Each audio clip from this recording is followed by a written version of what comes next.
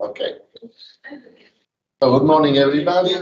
We have the pleasure and the honor to have here today with us Professor Constantino Tsallis from 𝐒𝐵PF, Santa Fe Institute, and 𝐂𝐨𝐬𝐬. He is now emeritus professor at 𝐒𝐵PF, but he has been teaching in several universities. He has several honoris causa degree, and has won several prizes, among which the Mexico Prize for Latin America and Spain. And he has won also a very famous prize from the Academia of Plato in Greece, Aristion Prize. So I mean, and he's very well famous for having introduced the functional, which has his name after this introduction in 1988.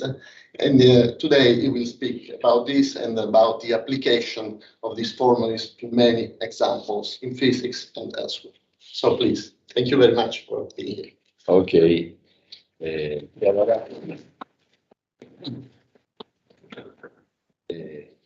Grazie tante per professore Andrea Rappisarda per questa nuova opportunità in inglese. Sì. Ma queste piccole parole le dico in italiano. Allora è un grande piacere, è la ennesima volta che sto in Catania, sempre con molto piacere e allegria. E forse possiamo mettere, we may put the image.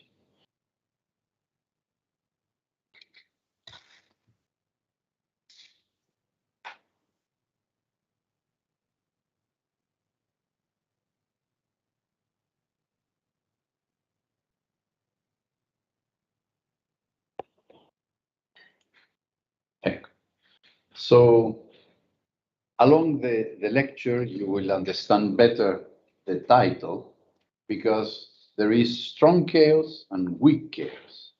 Strong chaos leads to Boltzmann-Gibbs theory. Weak chaos leads to what I'm going to tell you.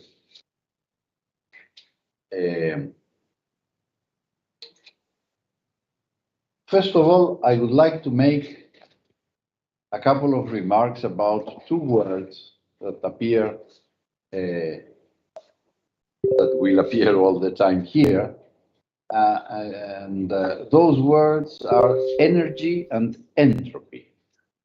So if you take any person, almost any person, and you ask that person, do you know what's energy? He or she will tell you, yeah, sure, I know. And they have a kind of intuitive intuition about the word energy.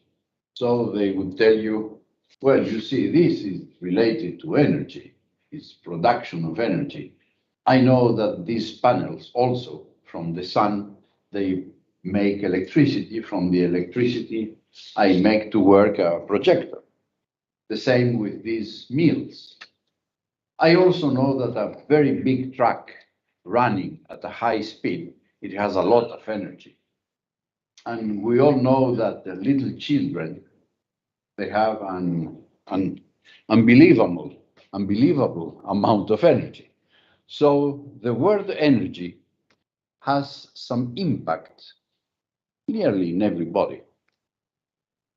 It's not a property of physics. It's something that people use it in all kinds of words, in all kinds of situations. Entropy, it's, if you ask somebody, do you know what's entropy? Normally they say, no, what's that? Nevertheless, if you are fond of linguistics, you do find some roots in the languages, in our languages. For example, here you have a tropical landscape, tropos, manner. So entropy comes from manners, many manners. So the tropics are so called because they present a lot of manners. Here you have another picture of a tropical landscape. Why am I showing these two? Because I like that one, because I live here. So, in fact, another word that you are aware of is troposphere. So it's the region of the atmosphere where above which the planes fly, because so doing they avoid rains and a lot of climatic phenomena which are perturbations for the flight. So you see troposphere, tropical country. We have some idea, some vague idea about entropy. But let me now use it in the words, in the sense of physics. So energy, the best definition has been given by this woman, Noether, through the Noether theorem. So for physics, energy is the constant of motion reflecting the fact that the non-relativistic laws of physics do not change over time. This is to say translational symmetry with regard to time. That's their famous theorem. Although the word was introduced in the 19th century, and even before with a different name, vis viva, used, for example, by Leibniz. So this is a great mathematician, and I added another great mathematician of all times, Hypatia from Alexandria. And very recently in this same slide, I added that one from Ukraine, because she just won the Fields Medal. With regard to entropy, big names are Rudolf Clausius, that you see here, and Ludwig Boltzmann, that you see here. And one interesting definition of entropy is the measure of the disorder of the system as seen by an observer, like you, like me. This is to say, our degree of ignorance of the microscopic state of the system, of the specific microscopic state of the system. And in his paper, where he introduced the word entropy for the first time, he finishes the paper by these two famous lines: the energy of the universe is constant, a constant of motion. Remember the Noether theorem. The entropy of the universe tends to go to a maximum, which is basically the second principle of thermodynamics. In other words, energy has to do with the microscopic possibilities of the system. Entropy has to do with the probabilities of those possibilities. And therefore, entropy is, in some sense, an epistemologically more subtle concept, because it requires the possibilities for the energy in order to define onto them probabilities to have an entropy. So it's more delicate. Now, suppose we have a group of camels, and I tell you that 1/3 of them, of those camels, have blue eyes. The rest have dark eyes.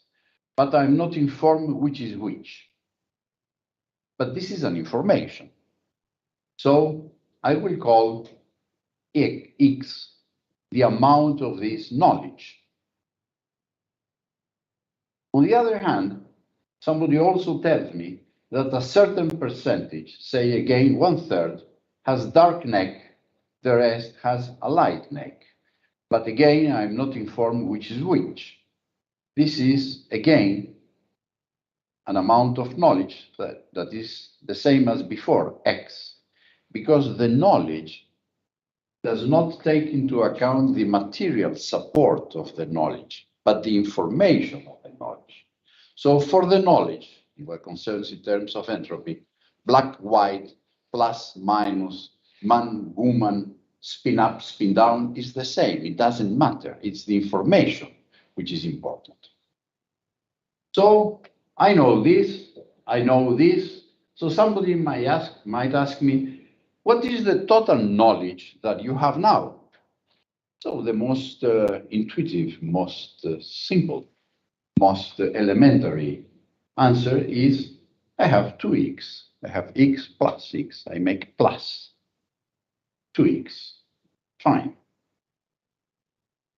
Now suppose we have dices. So I remind you, entropy is the ignorance of lack or lack of knowledge.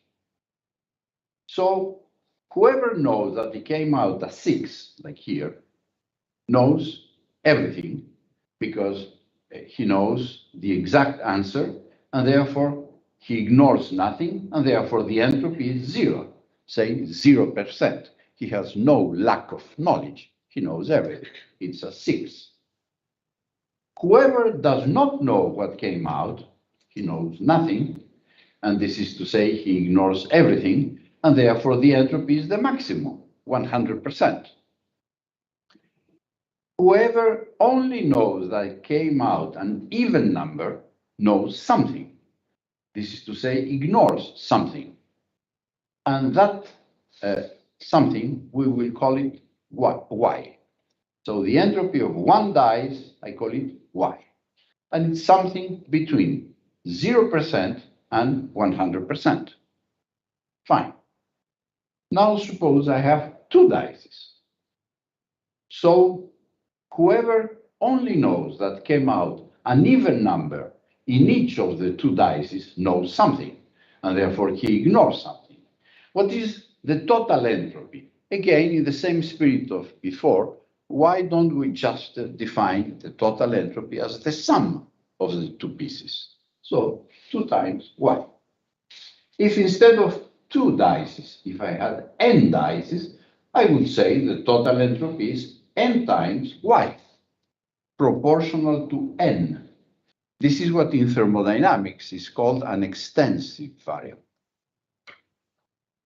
So basically, when you boil 1 kilo of water, the temperature is an intensive variable. It doesn't change if you have 1 kilo, 2 kilos, 10 kilos, it's going to boil at the same temperature. But the amount of calories that are related to that, the total energy, the total entropy, is not the same if you have 1 kilo, 2 kilos, 10 kilos. It's proportional to the number of kilos. So the entropy is an extensive quantity, like you see here.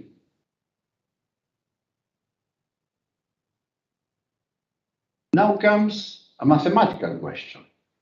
Is there a function of probabilities, which we will call an entropic functional, which is generically additive for independent systems?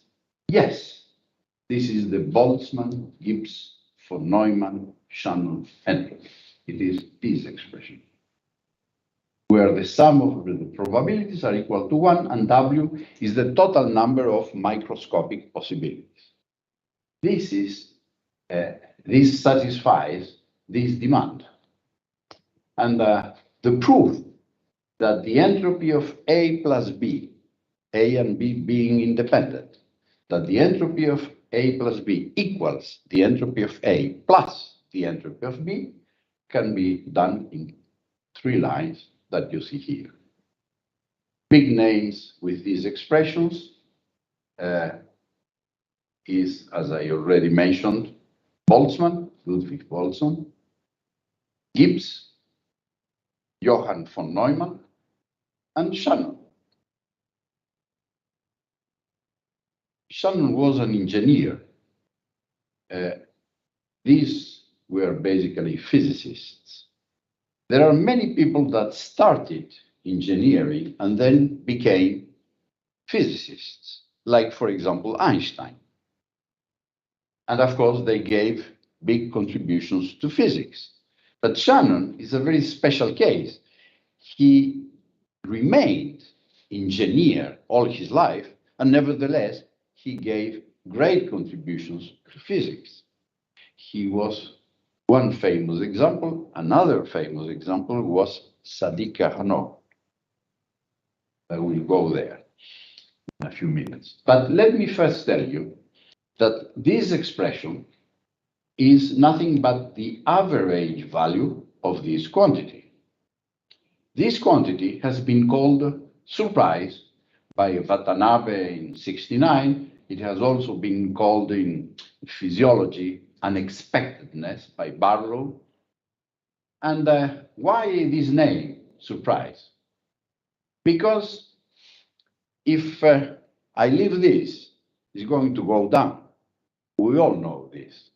If I leave it, I will not do that because it will break and it is mine and I will be obliged to buy another one. So if I leave it, it will go down.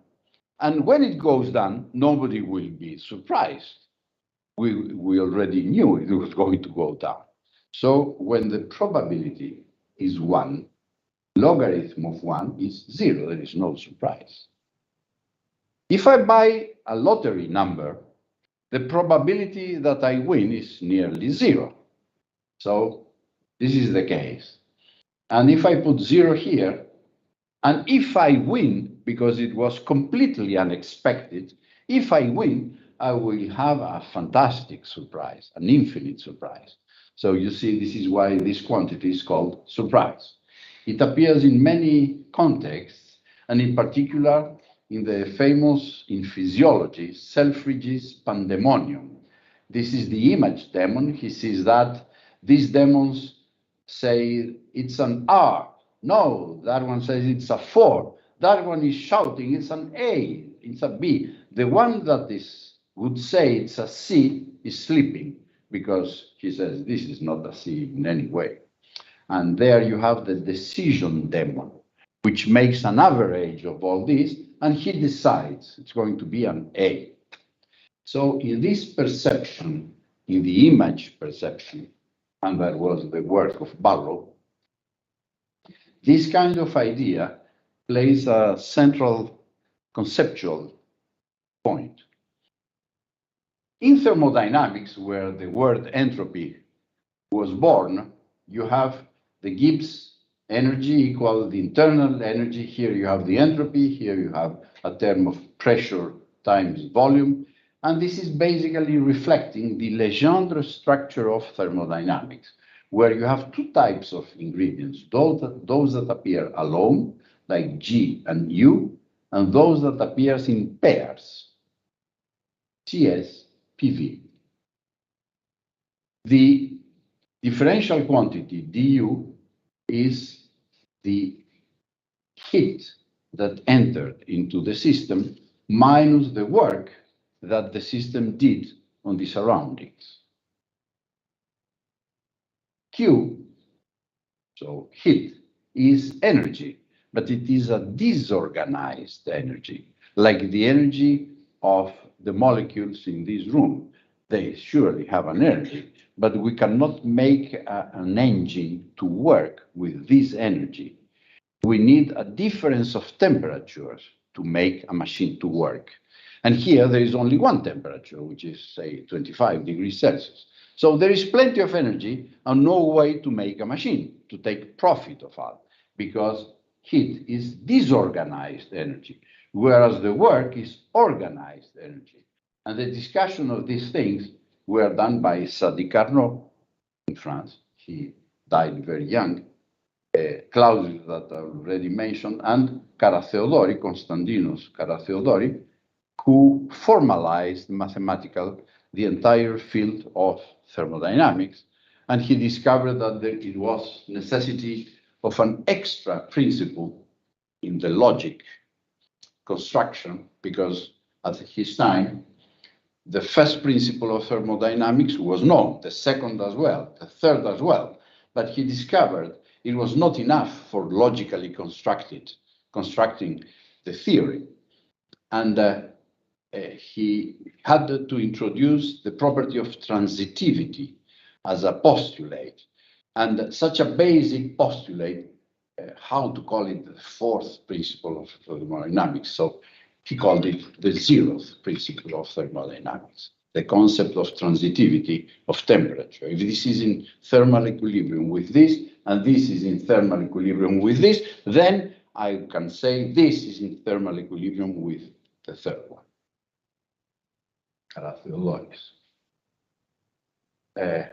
He was a friend of Einstein, and he was a mathematician. So Einstein, when he had doubts about mathematics, he frequently discussed with him. So in Faust, from Goethe, there are these lines, because Mephistopheles, who is the devil, explains to Faust how are humans. Of course, being the devil, Mephistopheles knew very well how humans are. And he says to Faust, when humans do not understand something, they name it, they put a name, and then they are satisfied. Though, for at the point where concepts fail, at the right time, a word is thrust in there. So entropy is like that. But not only entropy, many other things. For example, time. Here you have these famous lines of Sant'Agostino. He wrote, "What is time? If nobody asks, I know. If someone asks and I want to explain, I no longer know." So time, entropy, are those words that humankind invents when they don't really understand what's going on. They put a name and they think now that they understand because it has a name. Let us go to physics. So Enrico Fermi, in 1936, he wrote a book on thermodynamics. And there he says a very interesting paragraph. The entropy of a system composed of several parts, it should be of several independent parts, is very often equal to the sum of the entropies of all the parts. Since the name of this department is Ettore Majorana, I should say that Fermi does not indicate that the parts are independent. In another text, Einstein does not indicate that the parts are independent.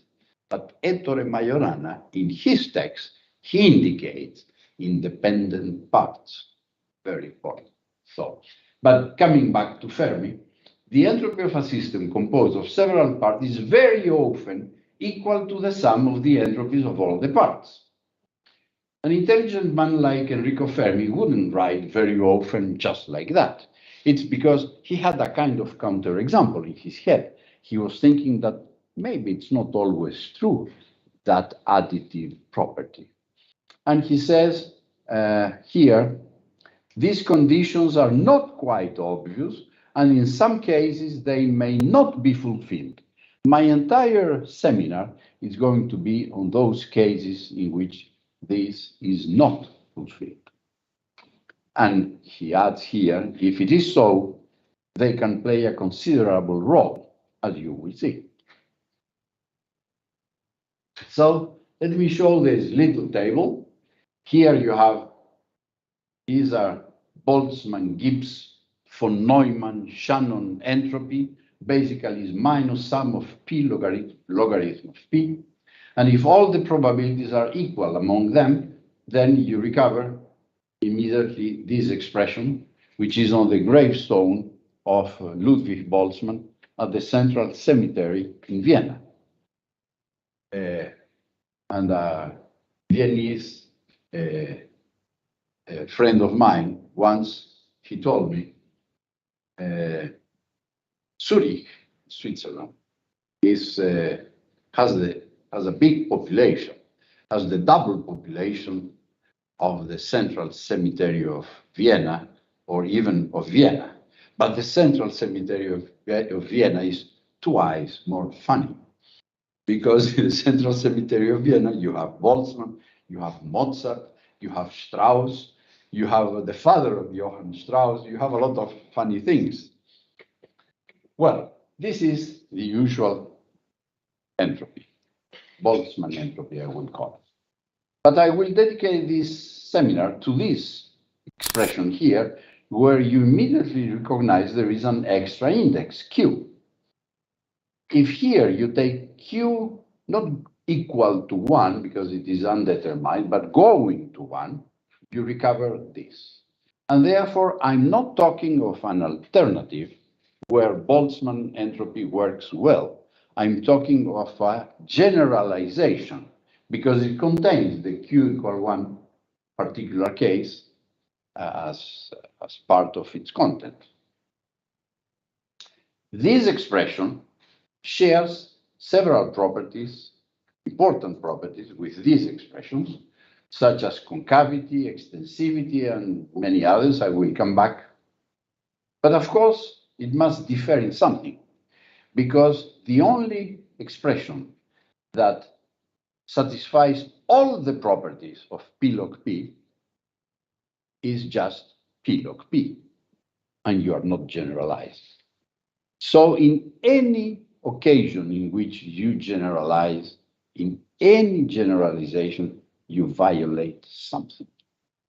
So it's not a bad thing to violate things, depending on what context, etc.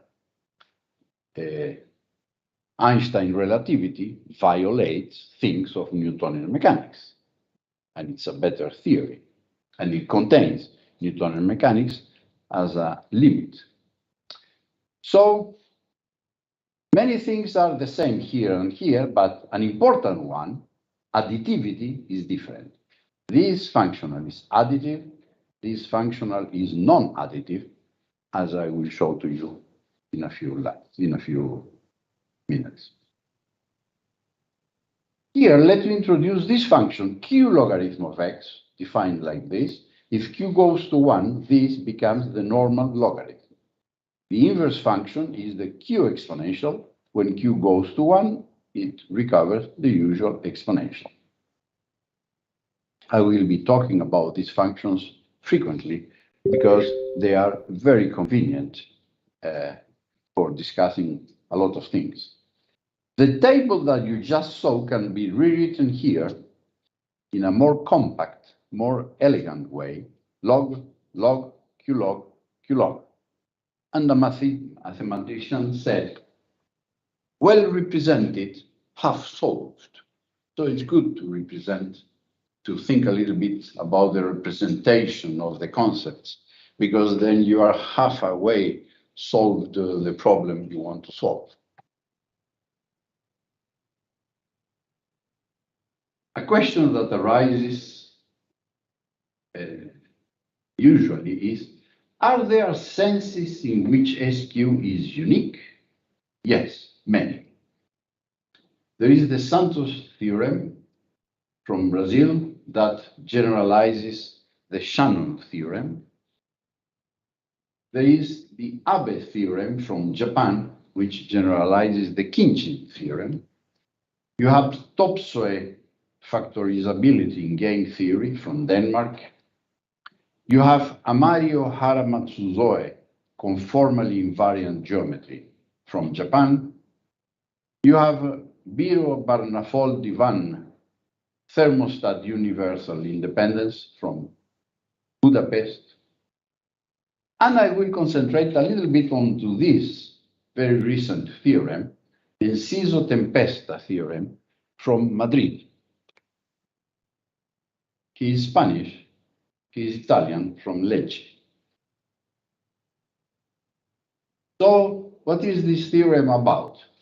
First of all, when an entropy functional is said to be trace form, if it can be written as the sum of some function, some smooth function of probabilities. Because in this case, you can always define a generalized surprise with those beautiful properties that I mentioned to you. When P equals 1, the surprise is 0. When P equals 0, the surprise is maximal. A second property, which reflects the heart of thermodynamics, is an entropic functional is said composable if, for independent A and B, the entropy of the sum equals some function of the entropy of A, the entropy of B, and some indices, for example, Q. Where this function cannot be anything, it has to be a smooth enough function satisfying additivity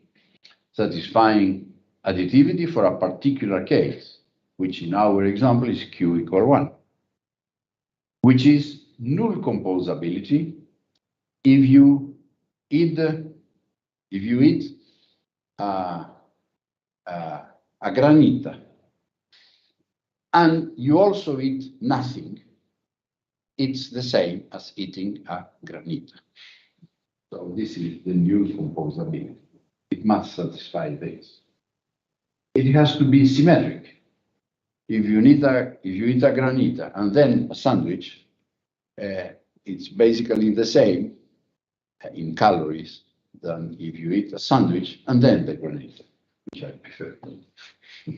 Associativity, you have it here. So the theorem says SQ is the unique entropic functional which simultaneously is trace-formed, composable, and includes Boltzmann entropy as a particular case. That's a very interesting theorem, which is represented here in this graph. Here you have trace-form entropies. There are many in the literature. Composable entropies, there are a lot. Entropies which include Boltzmann entropy as a particular case, there are a lot. There is a strange example here which violates all of them. Is not trace-form, is not composable, and does not include Boltzmann entropy as a particular case. That happens. So the intersection of these three properties here has a unique answer, which is SQ, which contains Boltzmann entropy as the Q equal 1 instance. So this is the Enciso and Tempesta theorem. Now, let us distinguish additivity from extensivity, because both of them have to do with sums, and therefore they become kind of mixed in our heads. So let me make the distinction. I will follow for additivity the definition of Oliver Penrose, the brother of Roger Penrose, who won the Nobel Prize, Foundations of Statistical Mechanics. So he says an entropy is additive if, for any two probabilistically independent systems, the entropy of the sum equals the sum of the entropes. SQ can be proved in 3 lines that satisfies this, and therefore SQ is non-additive, excepting when Q equals 1, when the cross term disappears. If in this expression you cancel K, K, K, and K, you arrive to this. And this is very interesting because this shows that in some sense, Q equal 1 or K equal infinity is the same thing. They reinstore additivity. K going to infinity for all values of Q reinstores Boltzmann-Gibbs additivity because this goes to 0. So if you have an entropic functional, in 15 minutes, you will know if it is additive or not. Extensivity is a different business. Extensivity is basically the definition of thermodynamics. So if the entropy of n constituents is proportional to the number of constituents, we will say that the entropy is extensive. If you have an entropic functional and a specific system, in particular a complex system, to determine with rigor whether it is extensive or not, usually will not take you 15 minutes. It might take you 15 years. So, whereas this concept is simple, this is very complicated because it depends not only on the functional that you have in hand, but also on the elements of the system and their correlations. And this can be a big mess. So these two words are different concepts. Now, let me illustrate this. W is the total number of possibilities with non-zero probability, and let us assume they are all equally probable. Then, if this increases exponentially with n, like for example coins, it is 2 power n, the total number of possibilities. Then you better use Boltzmann entropy, because the logarithm of this is proportional to n, and therefore the entropy is extensive, and Clausius would be happy, and 𝐒𝐤𝐴 even more, because he was doing the theorems. But if you have a complex system in which this does not increase exponentially with n, but like a power of n, say rho equal 0.75, then you don't want to use Boltzmann entropy because the logarithm of this is proportional to the logarithm of n, and you don't want logarithm of n, you want n. And these two numbers are very different if n is the Avogadro number. So you don't want Boltzmann for such a family. But SQ, if Q is equal to 1 minus 1 divided by rho, you can prove in 2 lines that it is proportional to n. So you want SQ. So thermodynamics is okay.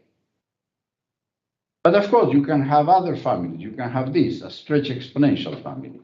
Then there is no value of Q that solves the problem. Then you have to use a different entropic function. There is one. There is more than one. S delta, in this case, is delta is equal 1 divided by gamma, the same gamma that you have here. This is proportional to n, and that's okay. And finally, another family, if this increases logarithmically with n very slowly, you can use a different entropy that was proposed by Curado from Rio de Janeiro also. For this lambda being 1 divided by d, the same d that you have here, this entropy is proportional to n, and it's okay. Now, if n is very large, you immediately verify that this is much larger than this, which is much larger than this, which is much larger than this. And this has an important consequence, because the first one is the Lebesgue measure of the system. Mu times mu times mu times mu times mu in n dimensions. So the first one fills the phase space. All the possibilities are in the game. Whereas here, no, no, no. In fact, these cases have 0 Lebesgue measure because in the n going to infinity limits, they are microscopically small with regard to that one. And that's the big difference. This is what generates the need of violating Boltzmann-Gibbs entropy, and we are violating it through the additivity property. It's related to the first line of Anna Karenina, but we will talk of this some other time or around a beer. So let me summarize what I just told you. Here you have Boltzmann entropy, which is additive. That's it. SQ, which is non-additive. S delta, which is non-additive. The Curado entropy, which is non-additive. Okay. If you have this family, you better use Boltzmann entropy because it is extensive. And don't use these because they violate thermodynamics. If you have this family, better use as Q because it is extensive for that value of Q. If you have this family, you better use as delta. If you have this family, you better use the last one. So, if you married Boltzmann, you will stay here until the death separates you. But let me tell you, especially for the young ladies present here, there is a better marriage. Instead of marrying Boltzmann, marry Clausius or marry thermodynamics, because you will stay then here until the death separates you. It's a better marriage. Took the opinion of Einstein, 1949, about thermodynamics. A theory is the more impressive, the greater the simplicity of its premises, the more different kinds of things it relates, and the more extended is its area of applicability. Therefore, the deep impression that classical thermodynamics made upon me, it is the only physical theory that will never be overthrown. So, the man that replaced Newton, he says, I replaced Newton, but thermodynamics will never be replaced. That's his opinion and the opinion of 99.99% of physicists, chemists, and other people around. So what are we doing? Let me make a metaphor. Aristotle said the metaphor is the greatest above all things. Metaphors cannot be learned from others. So let us make a metaphor. Here you have the composition of velocity of Galileo. If you go 10 kilometers per hour on a train that goes 100 kilometers per hour, you are 110 kilometers per hour with respect to the land. That's the Galilean composition of velocities. But then Einstein destroyed this. He replaced this in the Lobachevsky space by this expression, which normally you cannot do without a calculator because of these ratios that are there. That one you could do it by heart, but that one is rather inconvenient. So Einstein destroyed the beautiful additivity of velocity of Galileo. Why? He didn't like additivity. Yes, he likes. Of course, everybody likes this formula. This formula is so simple, so beautiful, so nice. So he liked also. But he realized that he had to pay this price if he wanted to achieve a higher goal. He wanted to unify electromagnetism, Maxwell equations, and mechanics. And for unifying them, he realized he had to use not Galilean transformations, but Lorentz transformations. And Lorentz transformations yield the Lobachevsky space to this formula. Then he said, okay, I will pay the price, because what I really want is to unify electromagnetism and mechanics. So what are we doing here in this that I'm telling you? We are destroying Boltzmann entropy additivity because we have a higher goal. What is it? To not violate thermodynamics. So we violate additivity because we do not want to violate thermodynamics, extensivity of entropy. Why that? Because there is no evidence until today of violation of thermodynamics. So why should we violate thermodynamics? No reason. So we want to satisfy thermodynamics. If for doing that we must violate additivity, we do it. So that's a philosophy of what I'm telling you. About the constants, it's interesting that Planck in 1900, he put together these four constants Planck constant, he is constant, G, gravitation of Newton, C, velocity of light, and Boltzmann constant. And with these expressions, he calculated, he defined Planck length, Planck mass, Planck time, and Planck temperature. You have them here. This given, if 1 divided by the velocity of light is different from 0, you go from Newtonian mechanics to special relativity. It's not important that c is 300 kilometers per second or whatever. What is important is that c is less than infinity. If c is less than infinity, bye-bye Newton. Because the Galileo transformation must be replaced by the Lorentz transformation. If G is different from 0, you go from special relativity to general relativity. Why? Because whatever is the value of G different from 0, there is curvature of space-time. So a new geometry appears. When Planck constant is different from 0, it doesn't matter the value. What it matters is if it is 0 or non-zero. If it is non-zero, you go from Newtonian mechanics to quantum mechanics, because not all physical observables can be simultaneously known, the Heisenberg uncertainty principle.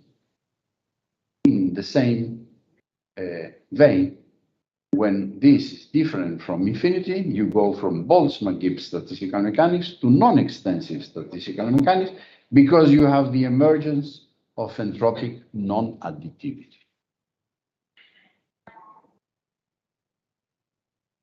Now, I have been talking about Q, where Q comes from. So Q is to be calculated from first principles.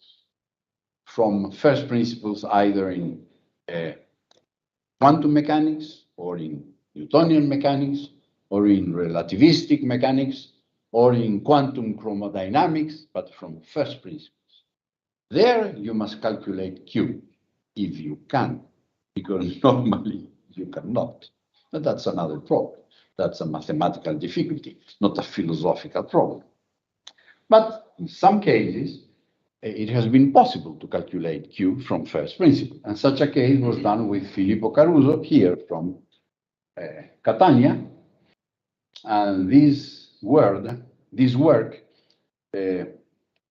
was born at Pesce Cotto. we were all eating, and I told them this additivity and extensivity and blah, blah, blah. And then we finished with this paper where inside you will find this formula. Q is this little function of c. C is not the speed of light here. C is the central charge. It is an ingredient that appears in quantum field theory. And you have this line versus 1 divided by c. Here you have the Ising model in the presence of transverse field, which is a quantum problem. The same for xy, the same for this. And when the central charge goes to infinity, 1 divided by c goes to 0, and q goes to 1. There you have Boltzmann. So this is a beautiful example where you see that we are generalizing Boltzmann, because Boltzmann is the red spot in this blue line. It's a particular case. Another example in which it has been possible to calculate from first principles Q is the famous logistic map. It has this parameter, the unique external parameter. You change it, and the system has a dynamic such that here there is a fixed point, there it bifurcates, then it bifurcates again, and finally here there is strong chaos with the Lyapunov exponent being logarithm of 2, which is positive. So strong chaos is when the Lyapunov exponent is positive.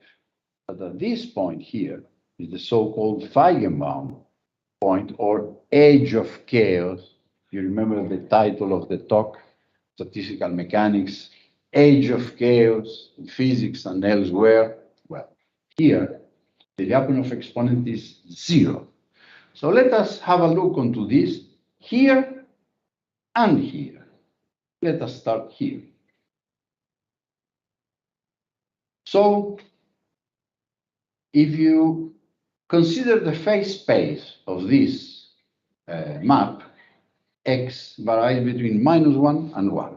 So you take this interval and you make W little windows, many windows, 1,000 of windows.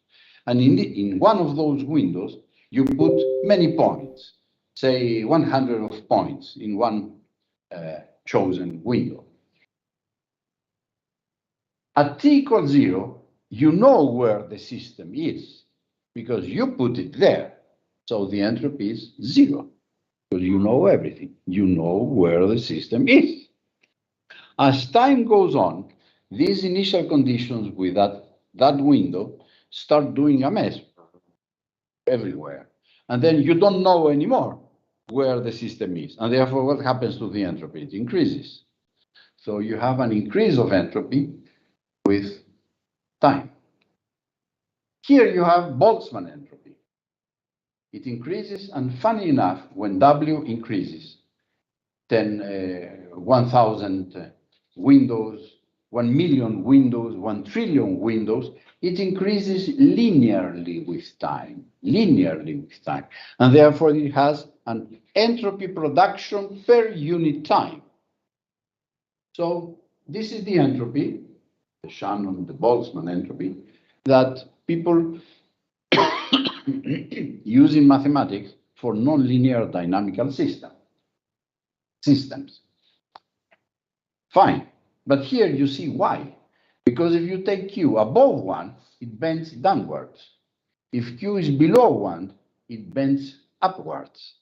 And only for Q equal 1, you have Q equal 1. And there you have a finite entropy production per unit time, only for Q equal 1. Well, this was done years ago with Andrea Rappisarda, Vito Latora, Michel Baranger, who was visiting Catania at the time, and myself. Let me show to you some recent calculations that we have done with a Brazilian physicist.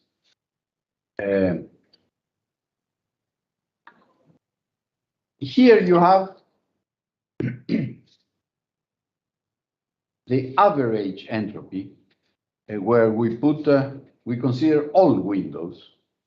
As a function of time, it increases, and when W is larger and larger, it goes further on and further on and further on, and it creates here a straight line, which is the entropy production per unit time, straight line.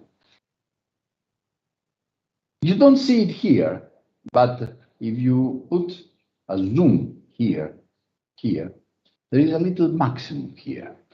It doesn't go like this, it goes like this, and then like this. It comes back, it returns. You have heard dozens of times in your life as students of physics, chemistry, engineering, all kinds of things, that entropy always goes up. Well, not always. Here, it goes up and then it goes down. And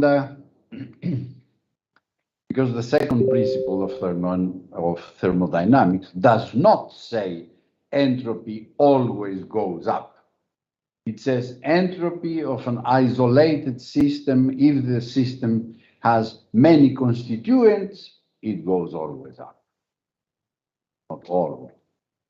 Okay, so we calculated the height divided by this stationary state height. So it goes like this and then it comes down, the ratio. And here you have the ratio. Here you have the ratio of the maximum value divided by the stationary state. And when W goes to infinity, this goes to 1. So this increase of entropy disappears when when your description is very precise, close to 1 here. Now, if you are at the Feigenbaum point, it can be calculated from this expression that was analytically proved by Marcelo Lira and myself many years ago. You can calculate Q with 1,000 digits that you see here, 0, 24, 45. So for the Feigenbaum point, we know Q with all these digits. This is not a fitting. Nobody can fit with 1,000 digits. If somebody was able to correctly fit with 1,018 digits, he would deserve not 1, but half a dozen of Nobel Prizes. So this is not a fitting. This is an analytical result coming from this, the Feigenbaum constant. Okay, and here you see what happens. This particular example was again done in Catania. Yes, that one was done in Catania. And here you have for this value of Q, 0, 24, 45, etc., you have an finite entropy production per unit time, only for that value. If you take Q above that value, for example, Q equal 1, it bends downwards. If you take a value of Q below that one, for example, 0.1, goes upwards. But if you take the special value, it is a straight line. This is what we want. Here you have analytical confirmations of these things done by Robledo in Mexico. Let me skip this and let me show to you the result that we obtained with Ernesto Borges at the Feigenbaum point. There you have the average entropy as a function of time. Here it is logarithm of time. It goes up and comes back. Not a little overshooting, a huge overshooting. Goes very up and then very down. In fact, when the first time I faced this was because in Villa Simius in Sardinia, 𝐒𝐿𝐿, now has died, a great physicist. I was explaining these things to him, and he told me, and it overshoots. It overshoots. And I told him, I don't know, I will check. So when I went back to Rio de Janeiro, I said to one of my students, he's an Italian, I told him, check this with careful attention in this part. Is it an overshooting? And after some days, he said, yes, there is an overshooting. So I became intrigued. And 2 or 3 years later, I met again with Eddie Coyne, and I asked him, Eddie, why did you say it overshoots? Because it does. And then he said, I said that it overshoots. He didn't remember. So I said, my God, I will never know why he said that. But then I found why. Okay, but here, in this example, we do the same thing, this height divided by this height. And it is like this. When W goes to infinity, this goes to 0, and this apparently goes to infinity. So here, in this at the Feigenbaum, there is a tremendous increase of entropy and then decrease of entropy. So maybe the second principle of thermodynamics that we are familiar with, we should say any isolated system that has some positive Lyapunov exponents, the entropy always increases with time. But if it is a complex system and all of the Lyapunov exponents are 0, maybe the second principle of thermodynamics has to be revisited in view of this divergence. Now, algebra. This is the Q product, defined like that. This Q product satisfies the following properties. If you take Q equal 1, it becomes the usual product. It is commutative. X, Y, Y, X is the same. It satisfies the Q logarithm of the Q product is the sum. This is the property of extensivity.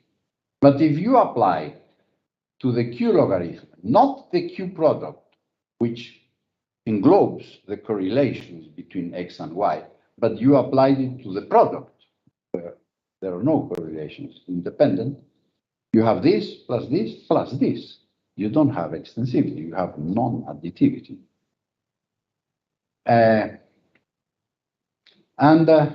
It is associative, and it has a unit, and it has a zero, and it is also distributive.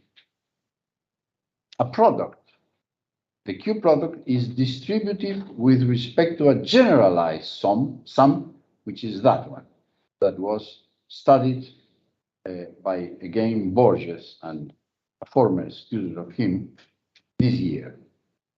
With all this, you have an algebra.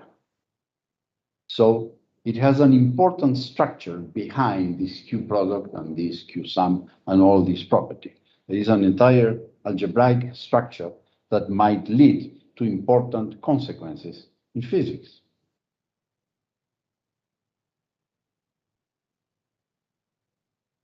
So with this Q product, it has been possible to prove two theorems with two mathematicians from the United States and with the mythical Murray Gell-Mann here that died a few years ago. And these two theorems, I'm showing to you here the structure of the theorems. If Q equals 1, this is to say independent variables, if you sum independent variables, if the variance is finite, the attractor is a Gaussian. And this is why there are so many Gaussians in nature. Like a lady coming in with Chanel 5, and because of diffusion, which is Brownian motion, which is a Gaussian, and also convection, she enters there, and 1 minute later, I fill the Chanel 5 here. And many, many other examples. This is the central limit theorem. If the variance diverges, and some details, some mathematical details, the attractor is not a Gaussian distribution, but a Lévy distribution. Paul Lévy, whose student was Benoit Mandelbrot, that you have the book. Exactly. So these two theorems, this is the Lévy-Gnedchenko central limit theorem, are in any good book of theory of probabilities. What we have proved is these two. So here, when Q is different from 1, strong correlations of a very specific kind, but very frequent kind, the attractors are Q Gaussians, and here the attractors are Q alpha stable distributions.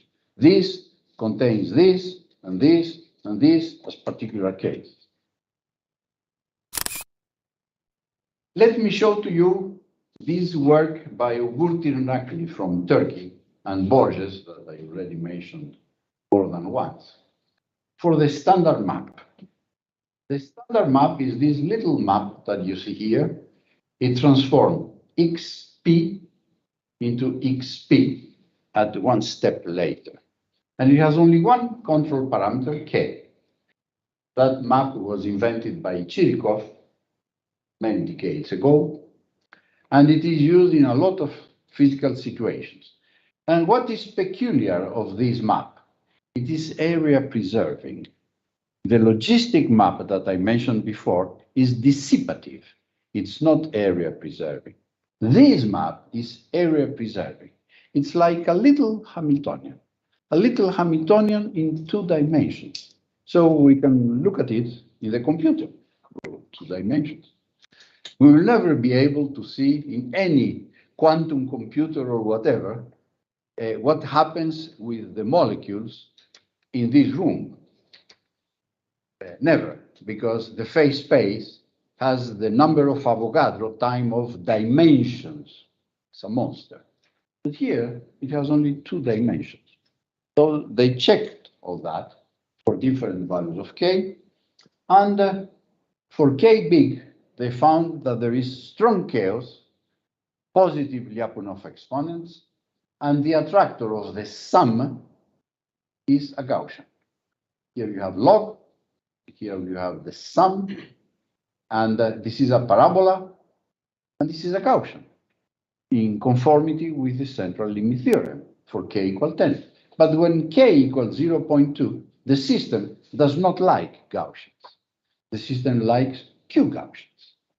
It's not us to tell the system, do this or that. No, the dynamics of the system does appear a 𝑄-Gaussian with q equal 1.9.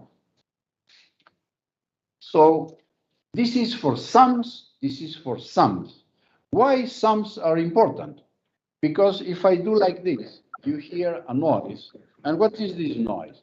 This noise is the collision of trillions of atoms, phonons, magnons, who knows what, with my fingers.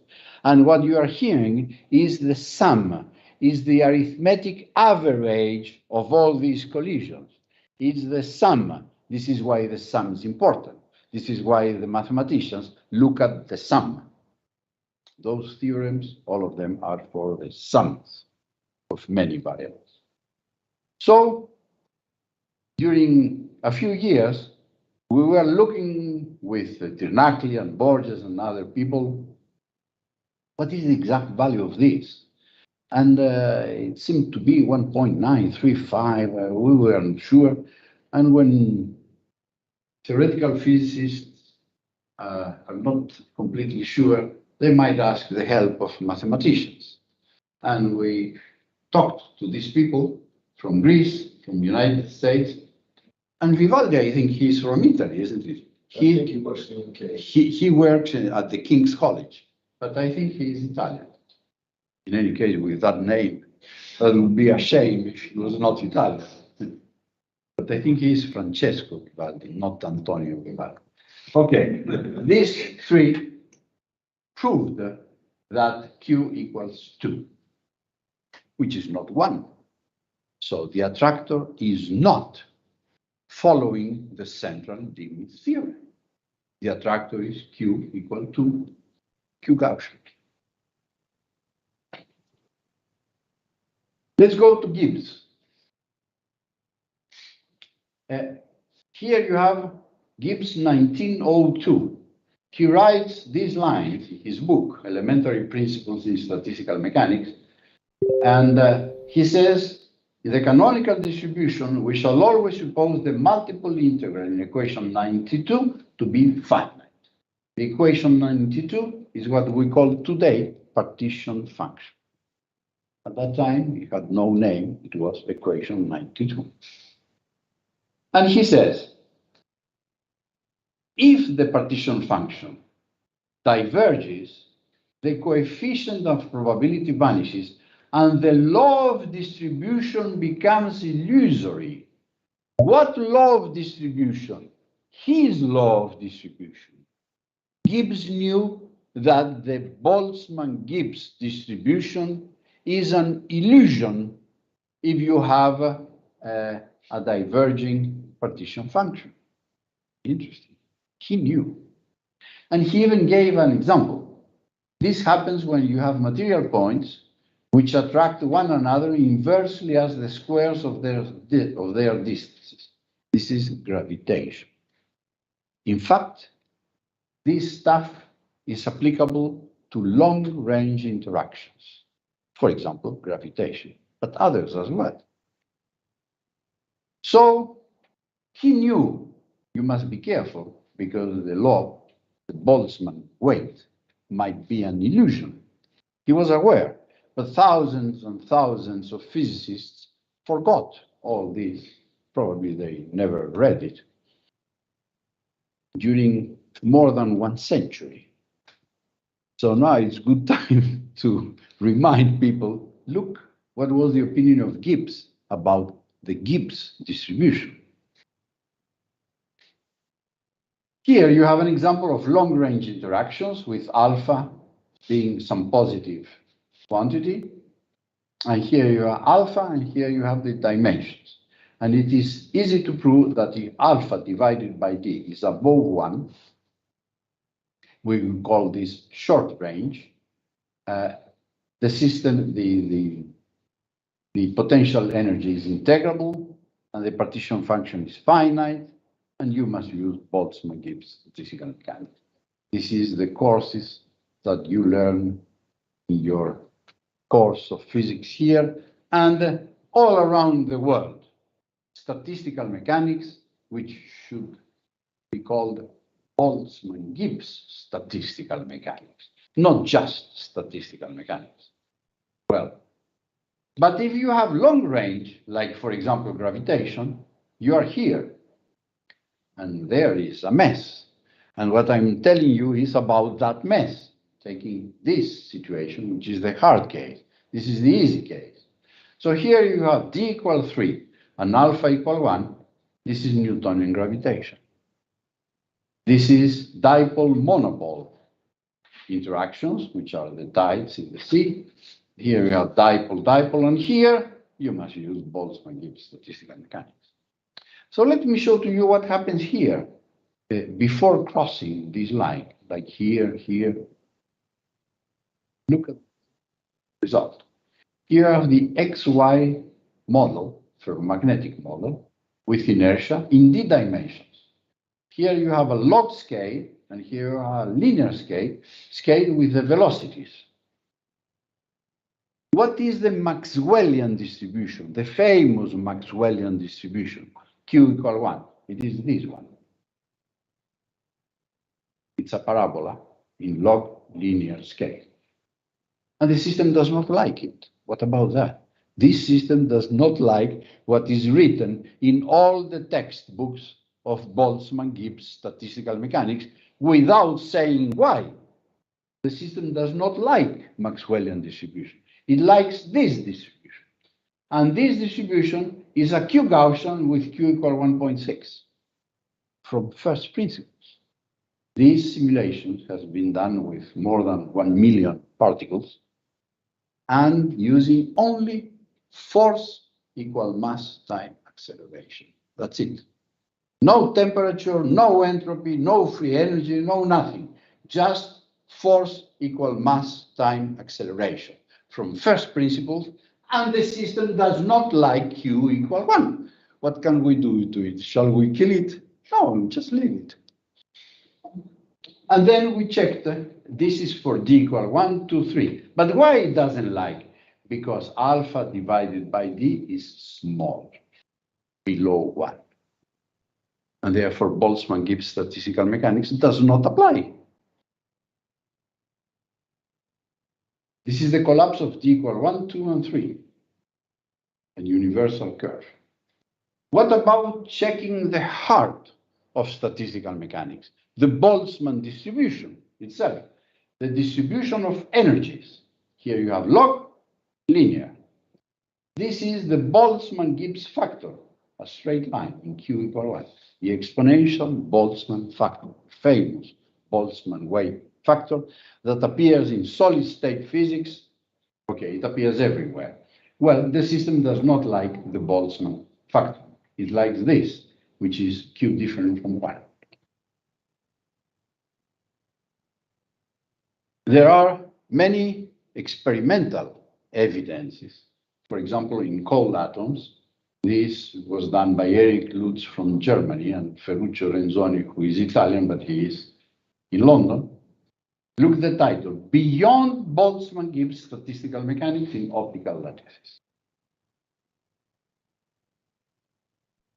This is even better in some sense. This has been done by a French group in Grenoble. So they published this paper as physical regulators, and it became editor's suggestion of physical regulators. Well, they proved this scale law that had been predicted 19 years before by Dirk Jan Boekman, a young Dutchman at the time, and myself. So after 19 years, the experimental evidence arrived. And here you have our prediction, the straight line, and these are the experimental data with 2% error. A wonderful experimental validation of the theory. And let me go to another validation, which is the LHC at CERN. Here you have it, 27 kilometers of electronics or vacuum or whatever you might think. And there you have 4 big detectors, and this is one of them, the Alice detector. And they invited me down there, and I was very impressed because there everything is very crazy. Look at the size of a human person.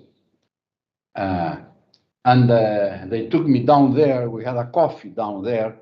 I was saying, my God, this is a film of James Bond. And I was asking, where are the James Bond girls? But they were not there. Okay, fine. Nevertheless, the guy that was guiding me, he was controlled of the eyes, a lot of things, really like a James Bond film. He told me, this is the door of that detector. What is, in your opinion, the weight of this door?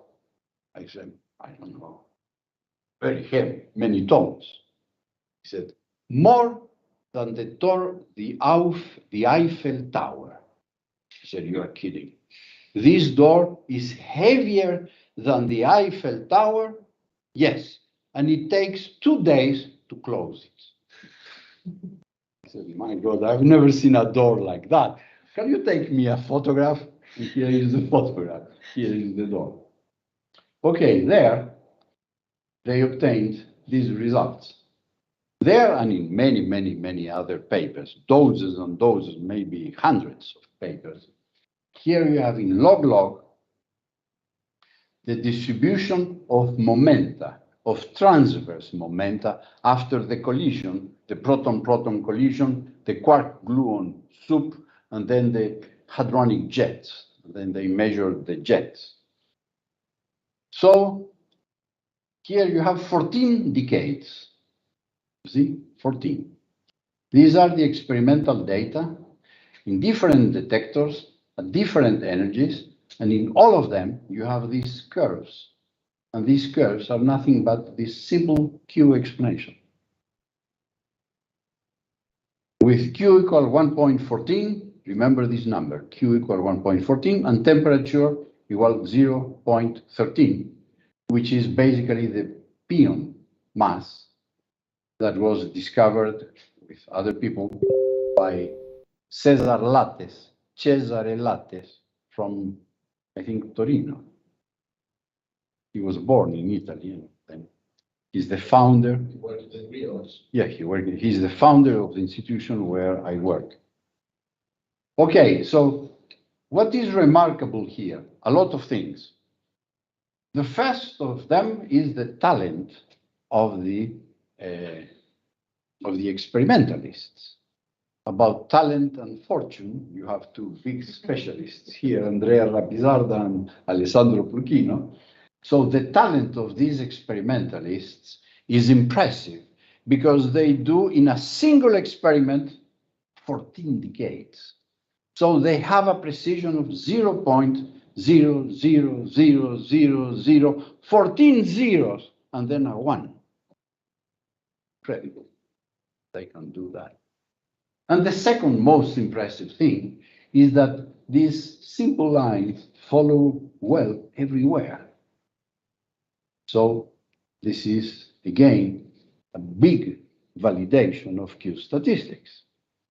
Here, Q equal 1.14. But 20 years ago, there was this paper by Johann Rafalski and a student of him in Arizona, and they obtained, for a different situation in a quark-gluon plasma, they obtained Q equal 1.11.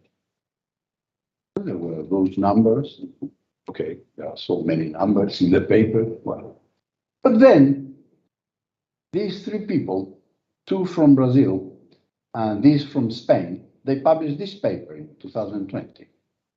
She's the first woman president of the Brazilian Society of Physics, Deborah Menezes.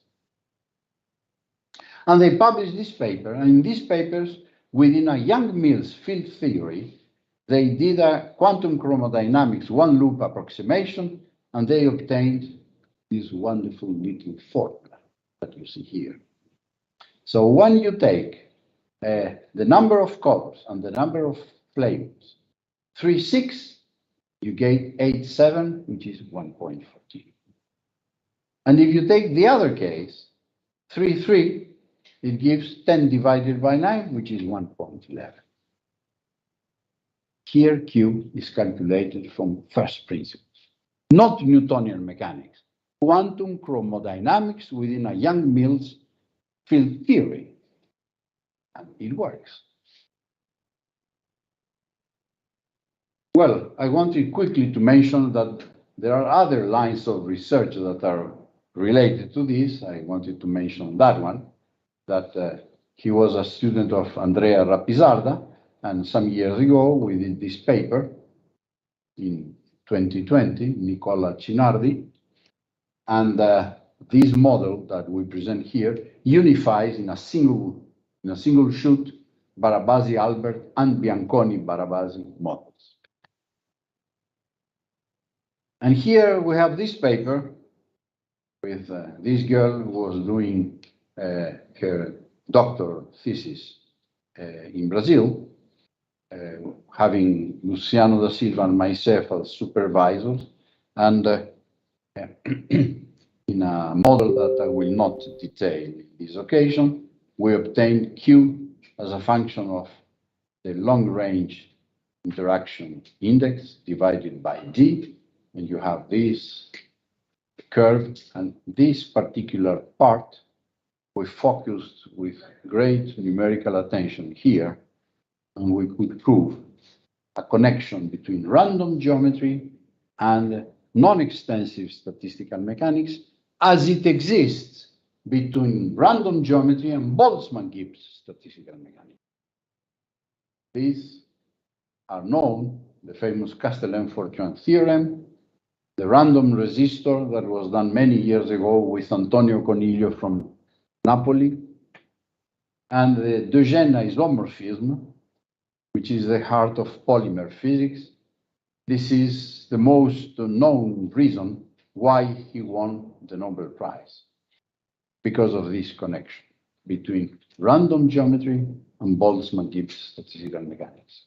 Well, it was possible with that girl that I mentioned from northeast of Brazil, Rucci Oliveira.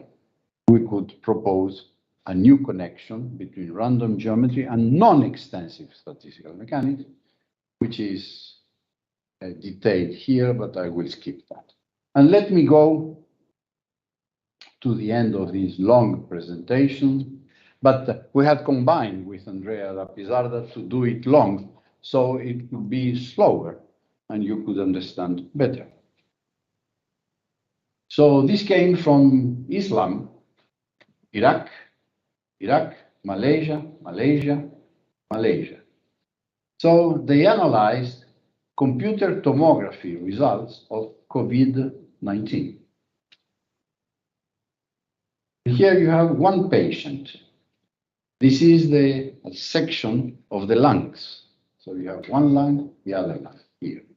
And here you have the fibrosis caused by COVID-19, which might kill the patient. And here you have the same data used otherwise with Q equal 0.5, and here you have the result. If you were a doctor, you would prefer this photograph instead of this photograph to make your diagnostic. This is a second patient. Here you have the fibrosis. Here you have what you see with Q equals 0.5. Third patient, here you have the fibrosis. Here is what you see with Q equals 0.5. Well, let me just project a book with that one of those mathematicians from the United States that appeared a few months ago, Mathematical Foundations of Non-Extensive Statistical Mechanics. And this one, which is the second edition of myself, that is going to appear hopefully before the end of the year. And with this, I thank you very much.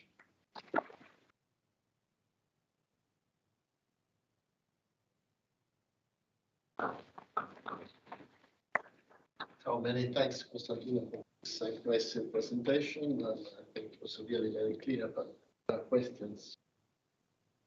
Thank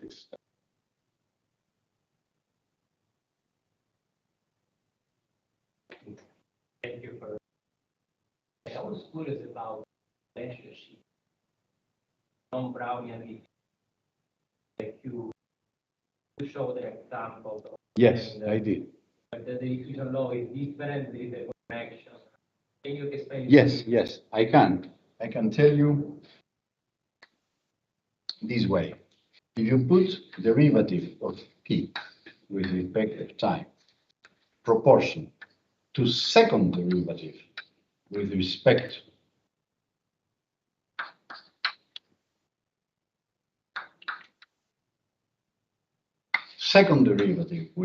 to space, this is the famous equation of heat, Fourier, théorie analytique de la chaleur, which was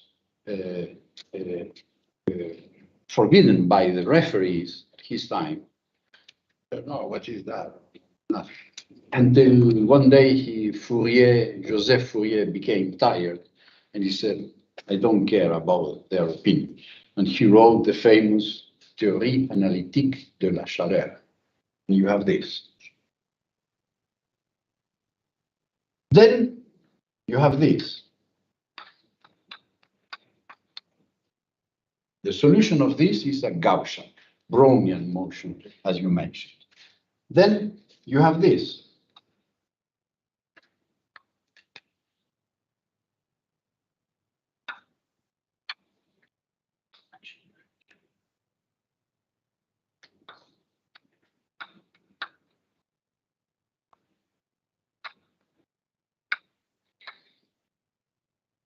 When you take beta equal 1, the solution here are Levy distributions, the 𝐒𝐿evy-gnezhenko central limit theorem.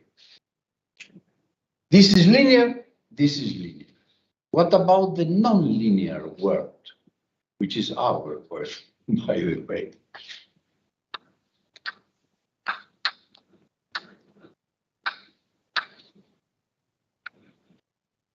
Proportional, here proportional to second derivative, normal derivatives.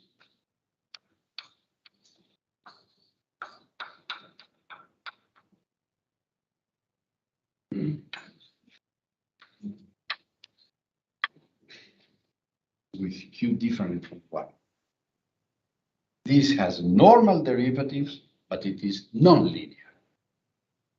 Here the attractor is a Gaussian. Here the attractor is a Levy distribution. Here the attractor is a Q-Gaussian. There you have it. The prediction that we did with Bookman, that was validated 19 years later in France, was using this.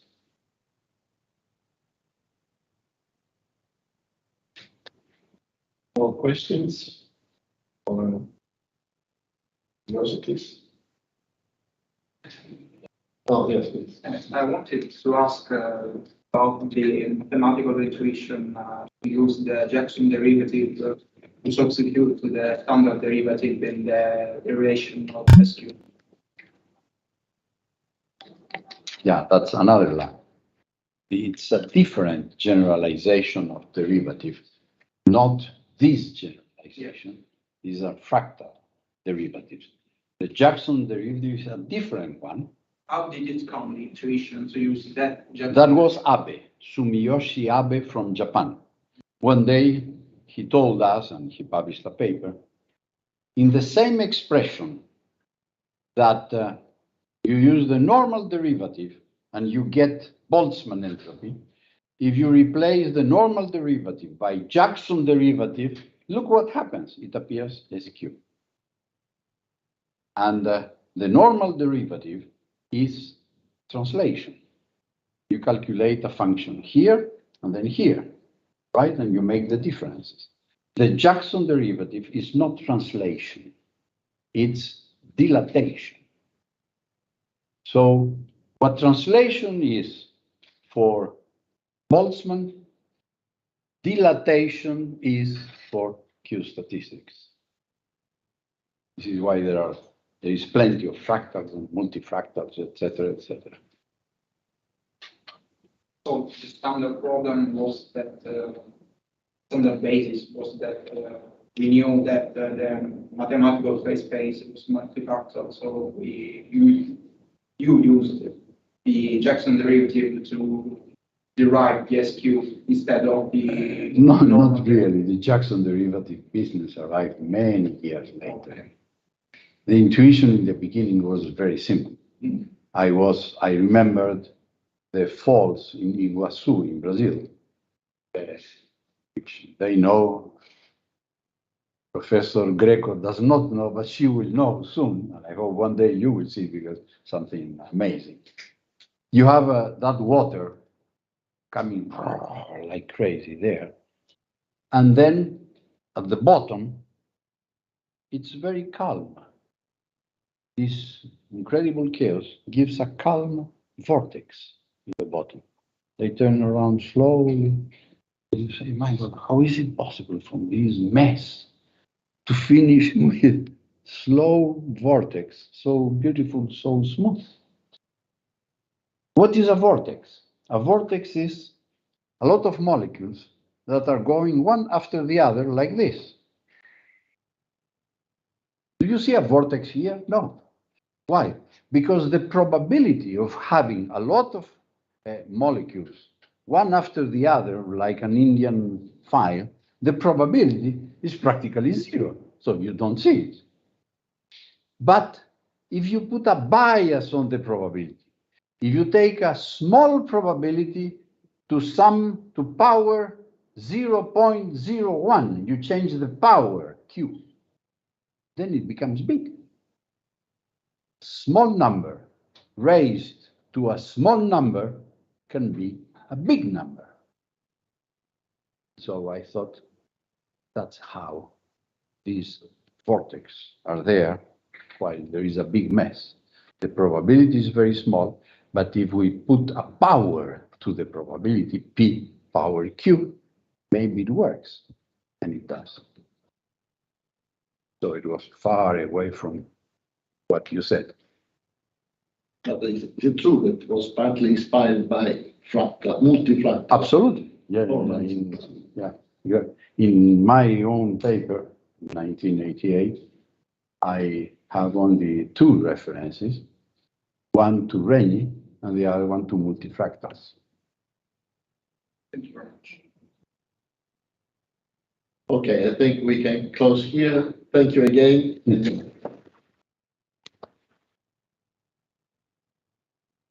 We will stay here today, and we will leave Monday. But I mean, we will be here. Yeah, too much time. So.